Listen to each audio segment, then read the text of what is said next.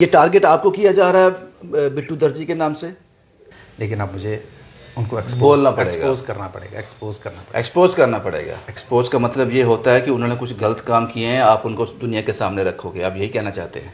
गलत नहीं, बहुत गलत है यार। कम से कम तमीज़ होनी चाहिए आपको। और इस लास्ट वाली वीडियो में वो माँ बहन की गाली निकालते हैं, जो कहता है इसके साथ चलने वाले जितने लोग हैं उनकी माँ बहन की ये, और उनको मैं जेल में एड़ियाँ। तो उस सीबीआई की इंक्वायरी इनिशिएट होने जा रही थी, ये सीबीआई के शिकंजे में आने जा रहे थे किसी केस को लेकर, तभी अचानक इन्होंने भारतीय जनता पार्टी का दामन थाम लिया, तो उस वक्त सब कुछ रुक गया। तो इनको मैं कहना चाहता हूँ कुछ और है तो दीजिए सीबीआई को, 2021 का लेटर है वो। गवर्नमेंट से कह रहे हैं, गुहार लगा रहे हैं कि हर्षदेव सिंह के खिलाफ कार्रवाई होनी चाहिए, इनके ऊपर इन्वेस्टिगेशन होनी चाहिए कि इन्होंने बहुत सी करप्शन के काम किए हैं। आज तक कोई उनके खिलाफ कंप्लेन नहीं किया, लेकिन आज मैं गया हूँ और मैं जाऊँगा। अब मैं जाऊँगा, जो मेरे पास है वो मैं साबित करूँगा। आज की डेट में हम किसी फंक्शन में नहीं जा सकते हैं। मैं एक फंक्शन में जाते हैं, मेरे भाई को, मुझे माँ बहन की गाली देते हैं और भाई के बेटे को थप्पड़ मारते हैं। मतलब यहाँ तक नौबत है कि मैं मुझे घर से भी बाहर नहीं निकला, मेरे परिवार को घर से बाहर नहीं, इतनी गुंडागर्दी हो गई। 2021 में भी हर्षदेव सिंह जी ने ही ये वो लेटर सीबीआई को भेजा था आपके खिलाफ, अब ये कह रहे हैं? डेफिनेटली। तो करवा लें, दोबारा करवा लें, अपने नाम से करवा लें, आप करवा लें अपने नाम से। ये तो मनी लॉन्ड्रिंग का सबसे बड़ा केस है। 2003 में आप 1 करोड़ रुपया ट्रस्ट में डालते हो और उस ट्रस्ट को फिर आप खुद ही कॉलेज दे देते हो। इसका बहुत बड़ा खुलासा है। मैं भी ये भी करने जा रहा हूं और इसके लिए मैं खुद डायरेक्टर ईडी से मैं खुद मिलने जा रहा हूं। मैं सारा पुलंदा लेके जा रहा हूं। मैं बताऊंगा कि कितना भ्रष्ट है और कितना इन्होंने गड़बड़ियां की हैं। मैं चाहूंगा कि पुलिस इसके ऊपर कार्रवाई करे और ये जो 3 FIR हैं इसका जवाब पुलिस को देना होगा जम्मू कश्मीर की जनता को कि 6 सालों से ये शख्स खुले घूम रहा है और हर शख्स को धमकाता है। मैं बीजेपी की सारी टीम को केंद्र से लेकर जम्मू कश्मीर तक कहना चाहता हूं, इसमें आपकी तरफ से मुझे कोई सपोर्ट नहीं चाहिए। अगर वो मुझे बिट्टू दर्जी के नाम से ही वो मेरा नाम उनको पसंद लगता है तो मैं इसी नाम से उनके साथ युद्ध करूंगा, इसी नाम के साथ उनके साथ टकराव करूंगा और फिर देखता हूं कहां खड़े होते हैं वो। बतौर MLA असेंबली से 5 लाख रुपया हाउसिंग लोन के लिए लेता है, फिर वो शख्स कहे दुनिया में कि मेरे पास मकान नहीं है, तो अगर आपने नहीं बनाया तो गैर कानूनी है, आपके ऊपर कानूनी कार्रवाई होनी चाहिए। सुना था मैंने कि बहुत अच्छे दोस्त बहुत गहरे दुश्मन होते हैं और जब मसला परिवार का हो तो यह कॉम्बिनेशन और भी डेडली है। पिछले दिनों हमने सोशल मीडिया पर एक वीडियो देखा जिसमें बिट्टू दर्जी की बात की गई थी, गाली गलोच था, अब्यूज लैंग्वेज यूज़ की गई थी।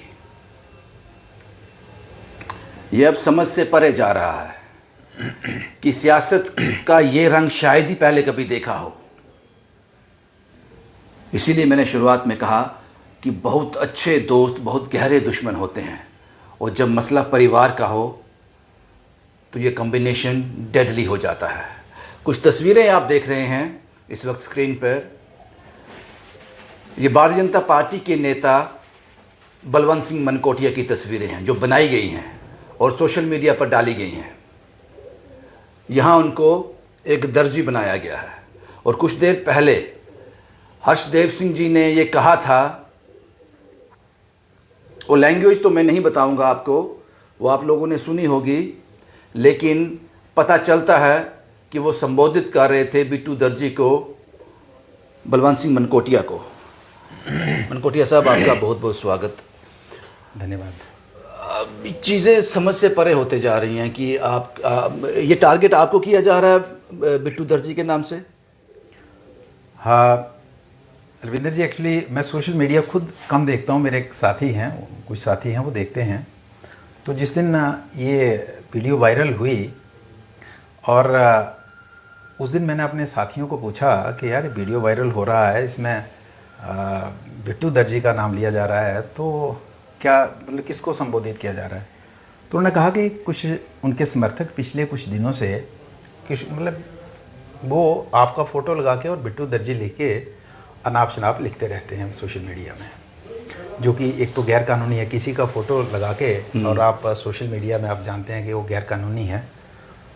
तो मैंने फिर आइडिया तो लगा लिया कि शायद मुझे ही ये संबोधित कर रहे हैं, मगर उनको अगर अच्छा लगे तो मुझे कोई दिक्कत नहीं है, उनको ये संबोधित करें। मुझे इस तरीके से अगर संबोधित करने से उनको खुशी मिलती है तो कोई दिक्कत नहीं है। वो लैंग्वेज सुना आपने? आप एक परिवार हो पाजी, आप लोग एक परिवार का हिस्सा हो, वो शब्द, वो सेंटेंस मायूस कर देते हैं, सियासत को पता नहीं कितने पायदान नीचे ले जाते हैं। हाँ देखिए भाई साहब, अगर आपने देखा होगा तो मैंने आज तक उनके खिलाफ कभी बोला नहीं है और उन्होंने कोई कसर नहीं छोड़ी है, कोई कसर नहीं छोड़ी है। अब मेरे लिए दिक्कत ये है कि मैं अगर कोई रिएक्ट नहीं करता हूँ तो लोग मुझे लगातार 2-3 दिन से फ़ोन कर रहे हैं कि भाई साहब ये अगर आपको संबोधित कर रहे हैं तो आप एक बार नहीं सैकड़ों बार कर दिया है, तो आप बोलते क्यों नहीं हो? चुप रहने का मतलब है कि कहीं ना कहीं आपका फॉल्ट है।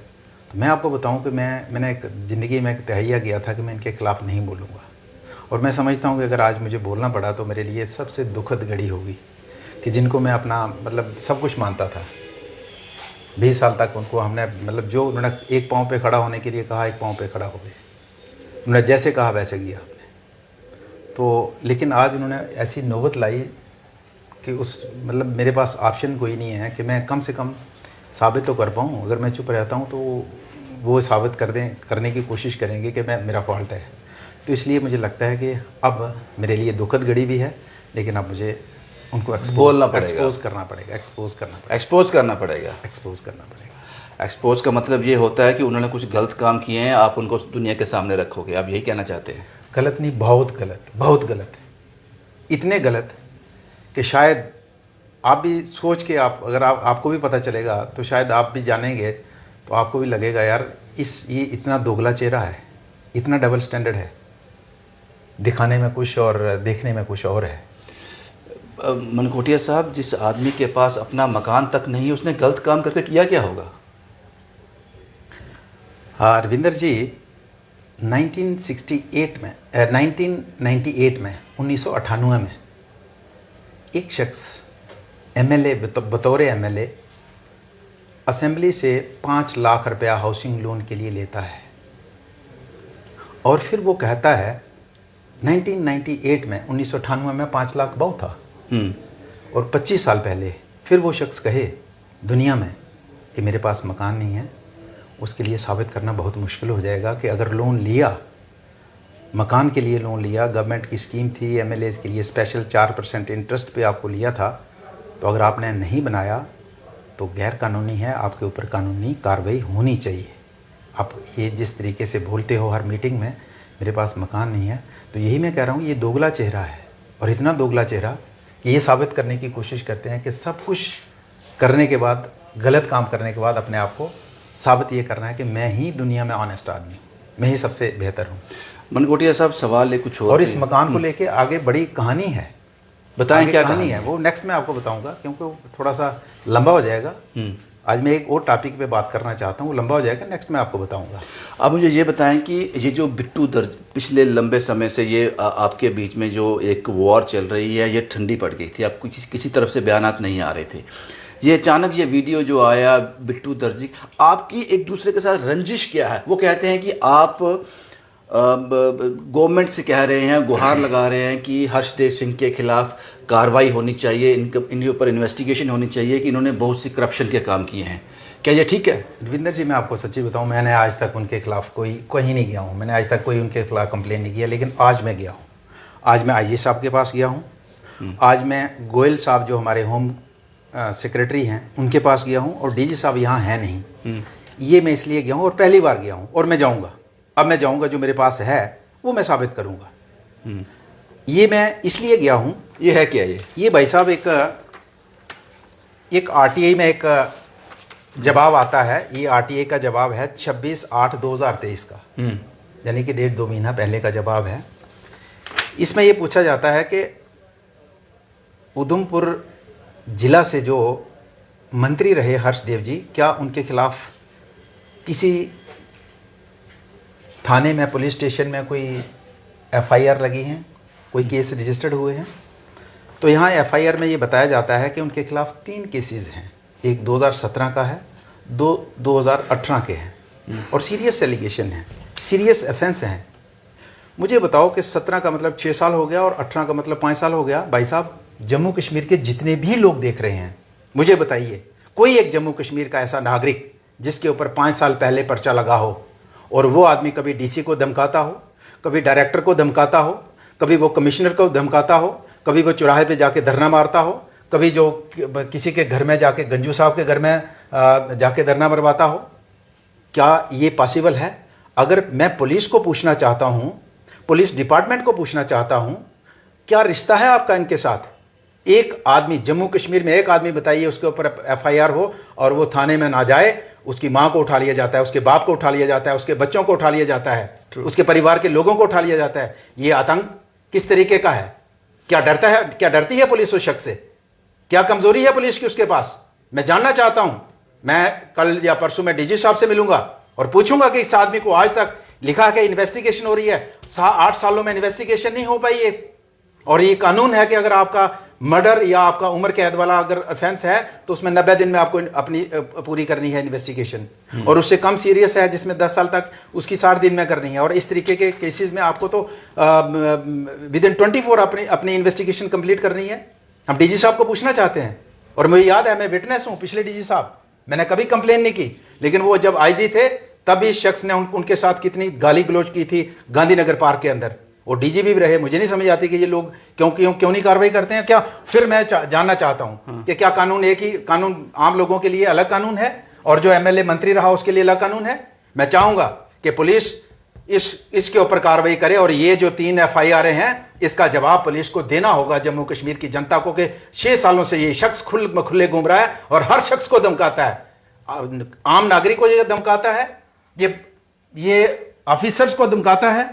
आपने सारी वीडियोस देखी हैं, कौन से ऑफिसर को नहीं धमकाया है? आम आदमी को धमकाया। जब पुलिस ऐसे लोगों के ऊपर कार्रवाई नहीं करती तो गांव के गरीब आदमी को कितना धमकाता होगा, आप सोच सकते हैं। ये आप श्योर करते हैं कि ये तीनों एफआईआर की जिक्र आप कर रहे हैं ये अभी भी ऑन है, क्लोज नहीं हुई है? जब इसके ऊपर आज तक ना तो उन्होंने बेल ली है ना आज तक चलान पेश हुआ है, तो ये क्लोज कैसे हो सकती हैं? यानी कि इन्वेस्टिगेशन प्रोसेस में है। हाँ, मैंने कहा कि ये इन्वेस्टिगेशन 24 घंटे में होनी चाहिए थी और आज तक इन्वेस्टिगेशन नहीं हुई है। और मैं चाहूंगा कि पुलिस इसके ऊपर कार्रवाई करे, और ये कार्रवाई होगी। ये मैं कहूंगा कि पुलिस कार्रवाई करेगी, नहीं तो पुलिस को जवाब देना होगा, डीजी साहब को, होम सेक्रेटरी साहब को जवाब देना होगा कि क्यों एक आदमी को जम्मू कश्मीर के अंदर एग्जेम्प्ट दिए जा रही है और बाकी लोगों को क्यों आप कसते हैं। बाकी लोगों के पेरेंट्स को उठा लिया जाता है, घर के लोगों को उठा लिया जाता है, 24 घंटे के अंदर उठा लिया जाता है। इसके ऊपर क्यों कार्रवाई नहीं हुई, हम जानना चाहते हैं। आपने कहा कि आज से पहले तो मैं कभी नहीं गया, जो उन्होंने एलिगेशन लगाया है उनके खिलाफ कार्रवाई होनी चाहिए, लेकिन अब जाऊंगा, डेफिनेटली अब करूंगा। वो ये भी कहते हैं कि बलवंत सिंह मनोकोटिया के खिलाफ सीबीआई की इंक्वायरी इनिशिएट होने जा रही थी, ये सीबीआई के शिकंजे में आने जा रहे थे किसी केस को लेकर, तभी अचानक इन्होंने भारतीय जनता पार्टी का दामन थाम लिया, तो उस वक्त सब कुछ रुक गया। क्या आपने ऐसा कुछ किया कि सीबीआई आपके पीछे थे? देखिए, उसमें वो लेटर जो है, जो निकला है, इन्होंने वायरल किया है, उसमें 2021 का शायद इन्होंने, और खुद ही किया है इन्होंने। जब हम पार्टी में थे तब भी इस तरीके का हमारे खिलाफ चलता रहता था। मैं उसमें नहीं जाना चाहता हूँ। इस तरीके का तब भी चलता रहता है, इंक्वायरियाँ हमारे खिलाफ अंदर रह के भी चलती थी। इन्होंने लिखा है और फिर मिटाया है कि जो लिखने वाला है उसका नाम मिटा दिया, उसको जो वायरल किया है। और उसमें सीबीआई ने 2021 में, तब मैं बीजेपी में नहीं था, और जब मैं, और सीबीआई ने इनको लिखा है कि जो आपने एलिगेशन लगाए हैं वो सफिशिएंट नहीं है, कुछ और है तो बताइए। तो इनको मैं कहना चाहता हूँ, कुछ और है तो दीजिए सीबीआई को। 2021 का लेटर है वो, तब से आज को आपने कुछ और है 2021 में भी हर्षदेव सिंह जी ने ही ये वो लेटर सीबीआई को भेजा था आपके खिलाफ, अब ये कह रहे हैं? डेफिनेटली ऊपर से मिटाया है वो, जो जिसको एड्रेस किया वो मिटाया है, तो डेफिनेटली उनका कोई क्लोज ही होगा, जो खुद होंगे वो जो वायरल किया है।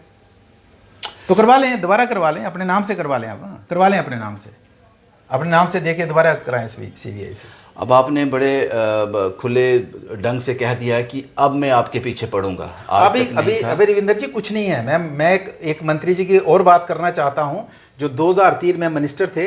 2003 में एक ट्रस्ट बनाते हैं वो, और उस ट्रस्ट में वो 30 लाख रुपया डालते हैं, फिर 20 लाख रुपया डालते हैं, फिर 1 करोड़ रुपया उस ट्रस्ट में 2003 में डाला जाता है। और उस 2003 में ही उस ट्रस्ट को कॉलेज दिया जाता है, जब वो शख्स खुद मिनिस्टर है उस महकमे का, एजुकेशन कॉलेज दिया जाता है। और उसके बाद वो ऑलमोस्ट ये खुद ये कहते हैं कि ट्रस्ट मैंने बनाया है, वही मिनिस्टर कहते हैं कि ट्रस्ट मैंने बनाया है, और हमारे पास प्रूफ है इस चीज़ के।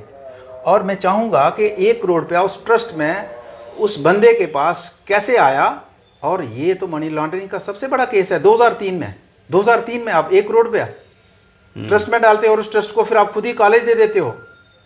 इसका बहुत बड़ा खुलासा है, मैं ये भी करने जा रहा हूं, और इसके लिए मैं खुद ईडी डायरेक्टर ईडी से मैं खुद मिलने जा रहा हूँ, मैं सारा पुलंदा लेके जा रहा हूँ, और उसके बाद जब मिल के आऊँगा मैं आपको बताऊँगा। एक नहीं है, सैकड़ों हैं, सैकड़ों ऐसी चीज़ें हैं जो आदमी मैं ये कहना चाहता हूँ कि 10 सबसे भ्रष्ट आदमी जम्मू कश्मीर में कोई है, और वो अपने आप को साबित करने की कोशिश करा कि मैं अनस्ट हूँ और सबसे चोर जो हैं बाकी लोग हैं, और मैं बताऊँगा कि कितना भ्रष्ट है और कितना इन्होंने गड़बड़ियाँ की हैं, कितनी गड़बड़ियाँ की हैं ये मैं बताऊँगा। लेकिन मनकोटिया साहब, आपको लगता नहीं है कि ये जो आपके बीच ये संघर्ष चल रहा है, अभी आपने जो ट्रस्ट की बात की, जाहिर सी बात है आपने किसी मंत्री का नाम लिया, 2003 में उन्होंने ट्रस्ट बनाया था, यहाँ पर बात हो रही है बलवंत सिंह मनकोटिया की और हर्षदेव सिंह की, तो आप हर्षदेव सिंह को ही संबोधित कर रहे हैं, इसको ये बात समझ आती है। अब सवाल ये है, आपने तो बीड़ा उठा लिया है कि अब मैं आपके पीछे पड़ने जा रहा हूँ, अब मैं वो सब करूँगा जो आप अज्यूम कर रहे थे, जो आप सोशल मीडिया में बता रहे थे, वो सब अब मैं करने जा रहा हूँ। लेकिन साहब, इसका अंत क्या होगा, ये रुकेगा कहाँ पे? भाई रविंदर जी, जब एक शख्स, आज तक मैं बोला नहीं, और मतलब अभी हालात ये हैं कि कौरवों और पांडवों का युद्ध क्यों था। पांडवों ने कहा भाई हमें 5 गांव तो दे दो, मैं पैंथर पार्टी में रहना चाहता हूँ, वहाँ मुझे आप सर्वाइव नहीं कर रहे थे, तभी मेरे खिलाफ आप चिट्ठियाँ लिखते हो, तभी आप मेरे खिलाफ कार्रवाइयाँ कराते हो, और उसका अगर आप चाहेंगे तो आने वाले समय में सबूत दे सकता हूँ। मैं वहाँ से निकलता हूँ, मैंने कहा ठीक है आप संभालिए, आप, और हमने अपने खून पसीने से उसको चलाया, हमने कहा संभालिए, तो इनसे 3 महीने में नहीं संभल पाई, तो मैंने कहा मैं दूसरी में जाता हूँ।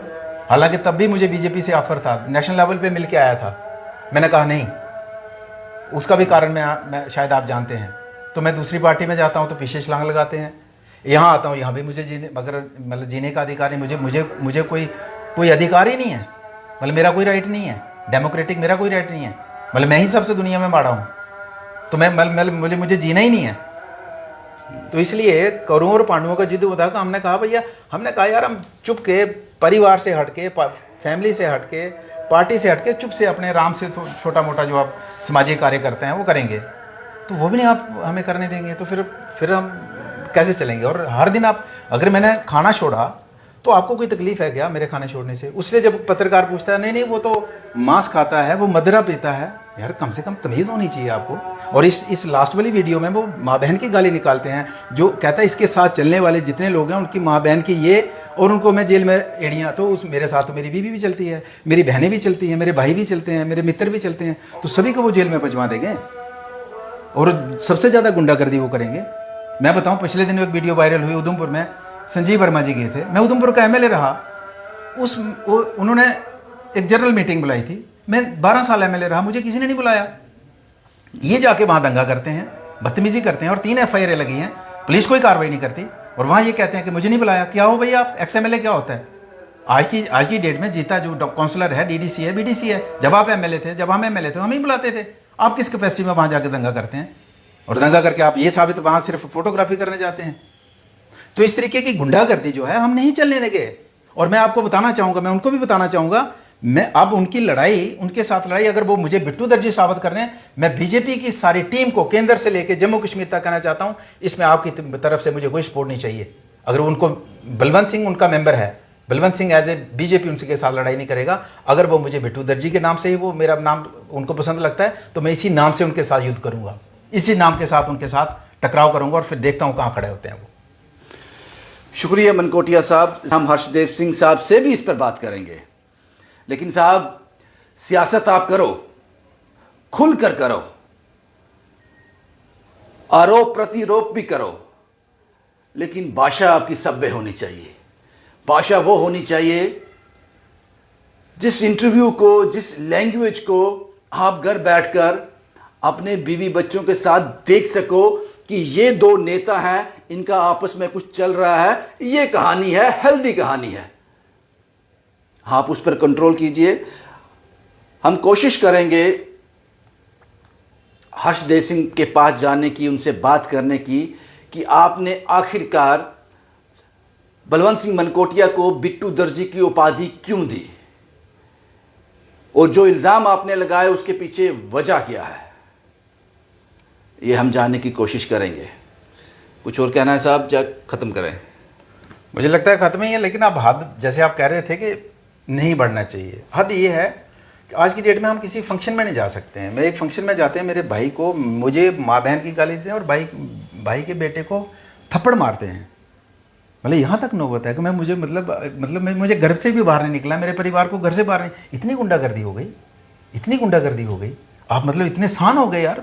आप कानून में आपने कानून की धज्जियाँ उड़ा रहे हो, आपके ऊपर इतने FIR लगे हैं और आपको मतलब जो मर्जी कर लेंगे, कोई पूछने वाला नहीं है। हम पूछेंगे आपको, हम अकाउंटेबल बनाएंगे। इस तरीके का ये महीने की बात है।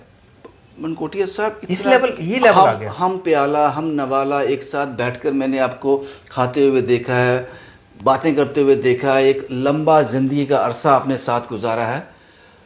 कोई तो रास्ता होगा। ये तो गंदगी जा रही है बाहर, कोई तो रास्ता होगा बीच पर का। रास्ता तो यही, मैं चुप था। चुप है तो फिर लोग ये कहते हैं कि इसका मतलब ये कोई गड़बड़ी है इसलिए चुप है। अगर मैं चुप हूँ तो उनको चुप रहना चाहिए। अगर कोई कार्रवाई करता है, आपके खिलाफ कार्रवाई करता है, आप सीधा मेरे ऊपर एलिगेशन लगाते हो तो वो बात नहीं जमती है। आपको ये समझ होनी चाहिए कि मैंने आपके ऊपर ना कोई आज तक कंप्लेन की है। अब मैंने की है और मैं करूँगा और मैं खुद करूँगा। ऐसा नहीं है कि डायरेक्टर इन्फोर्समेंट के पास जाऊँगा तो मैं खुद जाऊँगा। मैं ऐसा नहीं है कि किसी का सहारा लेके जाऊँगा। मैं किसी की उनका नाम दूसरा नहीं लूँगा कि ये फलाना बंदा था, जैसे उन्होंने मेरा नाम डाला। मैं सीधे नाम से जाऊँगा और साबित करके दिखाऊँगा। फिर दिखाऊंगा। ये रोज इनके कार्यकर्ता कहते हैं कि इसको मेरे लिए इसको जेल में डालेंगे। मैं देखता हूँ फिर जेल में कौन जाएगा, मैं देखता हूँ। और मैं चाहता हूँ, मैं बीजेपी के सेंट्रल लीडरशिप को कहना चाहता हूँ, कोई भी इंक्वायरी मेरे खिलाफ है करिए, बहुत अच्छा है। उनके पास है कोई, करिए, बहुत अच्छा है, करिए, मुझे कोई परवाह नहीं है। लेकिन जो चोरी और सीना जोरी हम नहीं चलने देंगे, ये बात बहुत पक्की है। या चोरी करके चुप रहो, सीना जोरी करनी है तो ऑनेस्टी दिखाओ, चोरी भी करनी है और सीना जोरी भी करनी है, ये हम नहीं चलने देंगे। सीधी और साफ बात हम कहना चाहते हैं। मनकोटिया साहब, एक आखिरी सवाल, क्या पता जब ये वीडियो उन तक पहुंचे वो ये कह दें कि बिट्टू दर्जी तो मैंने मनकोटिया साहब को कहा ही नहीं, उन्होंने खुद ही अपने पे ले लिया। ये जो व्हाट्सएप पे आई है, मेरा फ़ोटो लगाया है इसके साथ, और ये जो इनके कार्यकर्ता आप उसके ऊपर आप देख सकते हैं, ये जो कार्यकर्ता फेसबुक पे, सोशल मीडिया पे मेरे खिलाफ क्या लिखते हैं और उनको सपोर्ट करते हैं, इसका मतलब उनके सपोर्टर हैं। शुक्रिया साहब। शुभम कुमार के साथ Ravindra Singh, the state sentinel के लिए।